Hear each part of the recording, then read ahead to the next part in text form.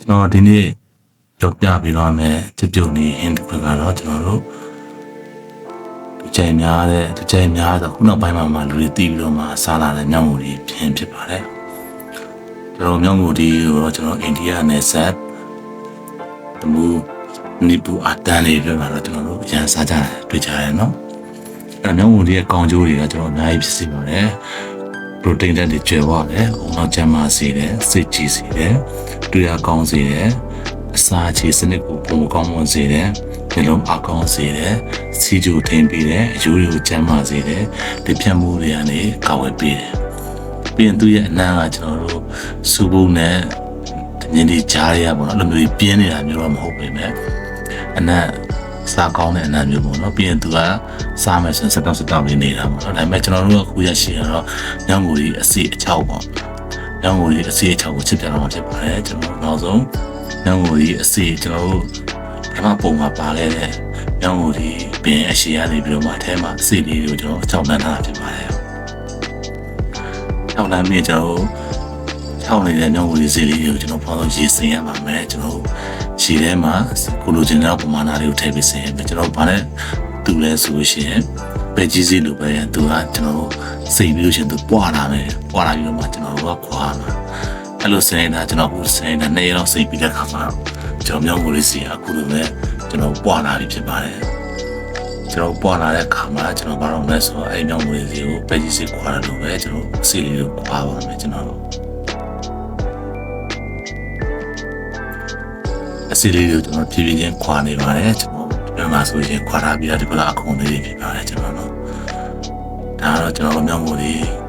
အစီကိုခွာထားပြီးခါမှဒီလိုဖြစ်ပါတယ်သူအစိမ်းတိုင်းဝင်တချို့တွေငပိနေတူစားမျိုးတွေရှိကြပါတယ်ကျွန်တော်တို့မြောက်မို့လေးအစီကကျွန်တော်တို့ရဲ့ကျန်းမာရေးကိုအများကြီးထောက်ပံ့ပြုပါတယ်ကျွန်တော်အပြင်ကျွန်တော်ကတော့အခုချစ်ပြမှာကျွန်တော်နည်းနည်းပဲချစ်ပြမှာပါကျွန်တော်ပြောင်းဆိုတယောက်စားလေးပဲချစ်မှာဖြစ်တဲ့အတွက်ကျွန်တော်ရင်ဆုံးအဲဒီမြောက်မို့လေးစီကိုခွန်ခွာတယ်ခွာပြီးရင်ကျွန်တော်ဘာလုပ်မလဲဆိုရင်ကျွန်တော်ခန်းကျင်ဒီရဲ့တွန်ဒီရဲ့ကိုကျွန်တော်မြောက်မို့လေးစီနဲ့တခါတယ်ဒီတွန်ဒီရဲ့ကျွန်တော်ခန်းကျင်ဒီကိုလိထားပါမယ်လိထားပြီးမြောက်မို့လေးစီခွာတဲ့ဥစားလေးပဲထည့်ထားမယ်ပြီးလို့ရှိရင်ကျွန်တော်ဒီဆိုတာခန်းကျင်ဒီနဲ့တွန်ဒီနဲ့ကိုကျွန်တော်ဦးရဲကိုထည့်ပါမယ်ဝယ်ထည့်ပြီးထုံးစံတိုင်းမှာကျွန်တော်တို့လုံးချက်ပဲချစ်တယ်စစ်တပ်ပြီးချာကျမရင်းနဲ့မငြင်းရဖူးလို့ကျွန်တော်တို့ခံစားလို့ပါနော်စီရအရန်ပူတဲ့အခါမှာတက်ပြောင်းသွားတာဖြစ်တယ်နော်ကျွန်တော်လုံးချက်ပဲချစ်တယ်ထည့်တယ်ပြီးလို့ကျွန်တော်စနေမုံထည့်မယ်ကျွန်တော်စားထည့်မယ်ပြီးရင်ဟင်းညမုံလေးနဲ့ထည့်မယ်စီလေးနဲ့ထည့်မယ်ပြီးပြီဆိုရင်ကျွန်တော်ဘာလို့လဲဆိုရင်ဒီဟာကိုဖုန်းပို့ပြီးတော့မှအရင်ဆုံးလုံးလိုက်ပါမယ်ခင်ဗျာ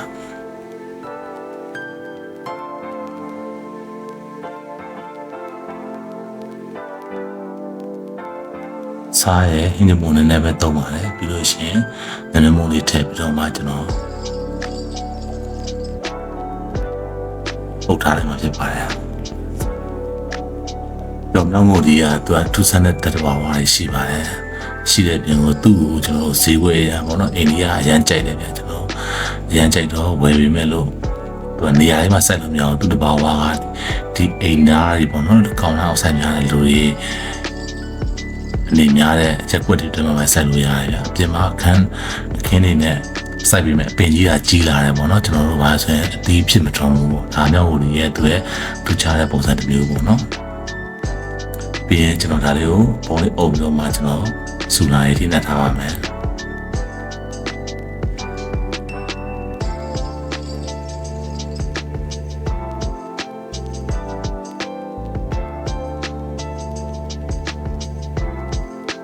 နောက်မို့ဒီအစေးကတော့ကျွန်တော်ကိုကြိုက်တဲ့သူကြိုက်ပေါ့နော်ကျွန်တော်တို့ဘာဆိုသူ့ရဲ့အစိမ်းအောင်စားကြတာကရှင်လေးလေးပြောလည်းပြီးရင်တူစားကြတယ်သူ့ကိုကြိုက်မယ်ဆိုရင်တော့တငင်းဒီလိုလည်းပြောမနေဘူးဒါပေမဲ့မဆက်ဆက်သေးနဲ့စားကောင်းတဲ့အရာမျိုးလေးပေါ့နော်ကျွန်တော်ကိုယ်တော်လုံးနဲ့ဟိုစီလေးပြန်လာပြီဆိုတော့ကျွန်တော်ဘာလို့လဲဆိုရင်စီလေးထည့်ပါမယ်စီလေးထည့်ပြီးတော့မှပြန်အုံမယ်ပြီးတော့ကျွန်တော်လူချင်းတဲ့အနေတော်ဒီကျွန်တော်တို့စောင့်ပြီးတော့မှဖြစ်ပါတယ် မြောက်ငူတွေကိုကျွန်တော်တို့ဒီဟာကိုမြောက်ငူတွေစီကိုငါးတို့ကျွန်တော်တို့ပြီးလို့ရှိရင်ကျွန်တော်တို့မချောက်တို့ဘဲဘူးတို့ပါအောင်လည်းကျွန်တော်ချစ်စားလို့ရပါတယ်ခင်ဗျာကျွန်တော်အာလူတို့ပါအောင်လည်းချစ်စားလို့ရကိုကြိုက်တဲ့မျိုးစီပေါ့နော်ဒါကကျွန်တော်တို့ဒီနေ့မှာကျွန်တော်ကတော့ခန်းကျင်ဒီစစ်တပ်ပြီးတော့မှလောကဒီမြောက်ငူရဲ့စီလေးကိုပဲတည်ရန်ချစ်ပြတာဖြစ်ပါတယ်ဒါမြောက်ငူရဲ့စီလေးကိုကြိုက်ကြည့်မယ်ကိုလိုတဲ့နေရာရောက်ပြီဆိုရင်ကိုစားမယ်အချိန်ရောက်ပြီစားခြင်းနဲ့ taste လေးပေါ့နော်ကိုကြိုက်ပေါ့စက်တော့မှလေးစားမယ်ဆိုရင်ရတယ်အဲ့လေးပြုတ်သွားပြီးစောင့်ပြီးပြုတ်မယ်ပြီးတော့မှ taste ကိုခံစားမယ်ဆိုရင်ရတယ်ပေါ့နော်တဲ့မဆောက်ရပါတယ်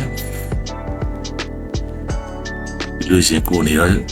ကိုတတ်မှတ်ထားတဲ့ကိုရဲ့အတက်ပြည့်မှာထားလိုက်မယ်ဆိုတော့ကျွန်တော်နည်းလေးနူးအောင်ချက်တဲ့ပုံစံမျိုးကိုပို့ကြိုက်တယ်ဗျာအဲ့တော့နည်းလေးနွမ်းအောင်ကြိုက်တော့ပေါ့နော်ခုဆိုရင်တော့ကျွန်တော်အင်တာရရှိရဲ့မြောက်ငူဒီစစ်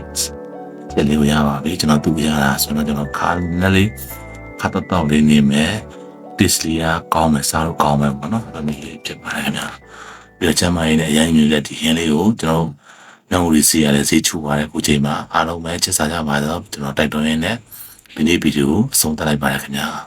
အားလုံးကိုကျေးဇူးတင်ပါတယ်